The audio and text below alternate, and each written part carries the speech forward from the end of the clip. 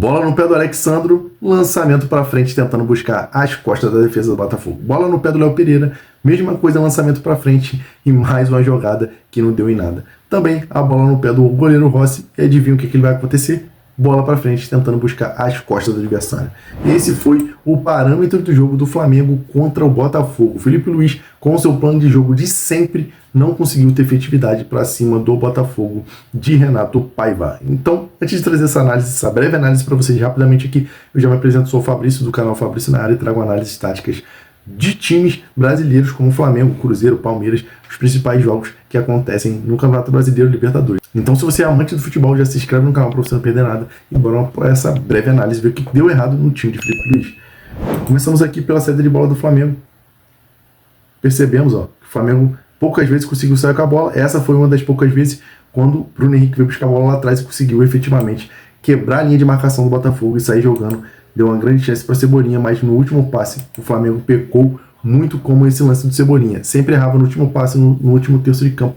Parecia que faltava criatividade, parecia que faltava talento para finalizar a jogada. E o time de Renato Paiva tinha uma tática muito pré-definida antes da partida, que era essa: recuperar a bola do Flamengo e fazer ligações rápidas, tentando definir a jogada o mais rápido possível, jogando num jogo reativo, ligando contra-ataque para tentar matar o jogo. O Flamengo de Felipe Luiz teve muita dificuldade na saída de bola e não conseguiu efetivamente jogar o que o Flamengo, o que o torcedor e o que a mídia esperava do Flamengo. Mesmo com a falta de Arrascaeta e com a falta de Gerson, que são muito criativos, o Felipe Luiz tinha muito mais opção no banco para tentar armar talvez até um outro plano de jogo do que o Renato Paiva, que também tinha desfalques, tinha. Então o Flamengo tinha muito mais opção do que o Renato Paiva, e mesmo assim o Felipe Luiz montou um plano de jogo muito inferior ao que o Renato Paiva fez nessa partida. Os lampejos de criatividade do Flamengo passavam pelos pés de De La Cruz quando ele conseguia avançar um pouco mais. Percebe que a jogada começa com ele, vai passar pelo pé de Luiz Araújo e sai uma boa jogada que Cebolinha quase consegue finalizar, mas o jogador do Botafogo consegue interceptar esse chute. E agora uma jogada que eu separei para vocês, fica muito claro o plano de jogo reativo de Renato Paiva. O Botafogo mais uma vez recebe essa bola ali, conecta passes rápidos, mais rápido possível, tentando buscar essa defesa do Flamengo desarrumada, e conseguiu.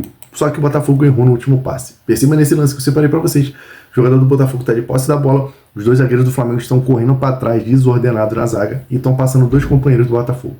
O que ele tinha a opção? Dar esse passe por cima do Léo Pereira, no ponto futuro, onde o jogador do Botafogo ia sair na cara do gol, ou até mesmo dar esse passe entre os dois zagueiros, mas ele não consegue fazer nenhum nem outro, e desperdiçou, esse ataque do Botafogo brilhante, mas ficou muito claro como que o Botafogo conseguiu pegar a defesa do Flamengo desarrumada. Se tem um pouco mais de capricho, o Botafogo tinha saído o vencedor dessa partida.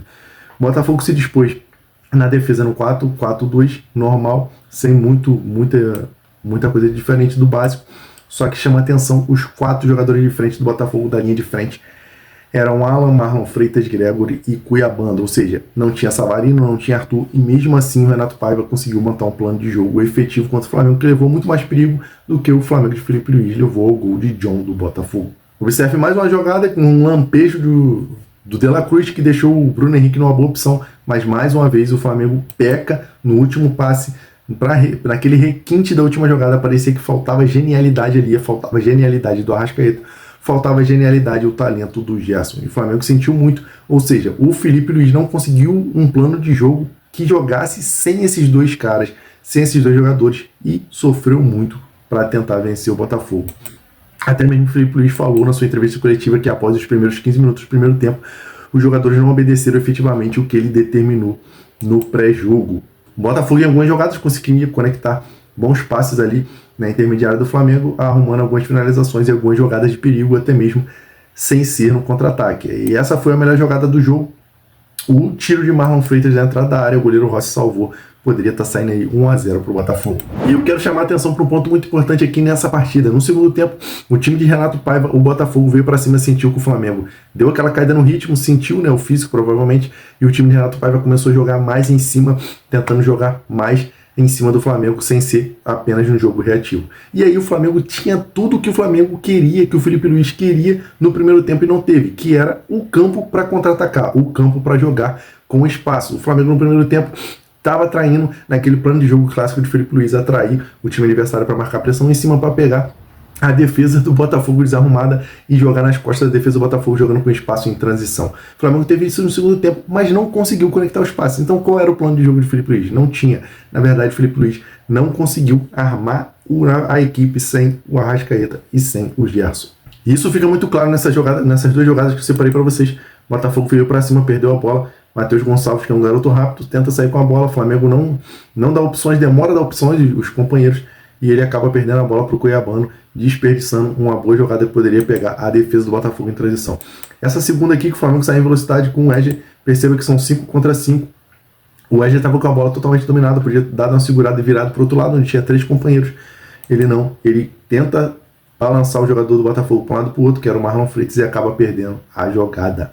E aí você acha que o chutão no segundo tempo parou? Não, Rossi tentando conectar Juninho no lugar do Pedro, que já tinha saído mais uma vez com um chute longo, mas essa jogada já está manjada e a defesa do Botafogo estava muito bem montada.